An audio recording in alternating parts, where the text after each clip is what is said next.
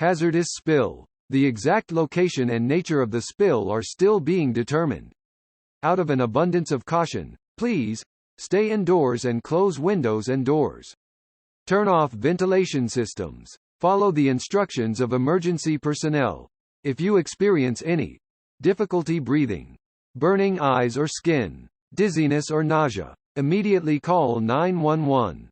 We will provide further updates as they become available.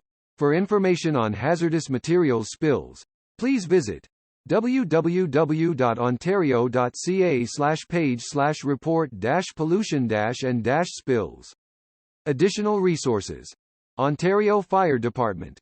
909-395-2001. This is a developing situation.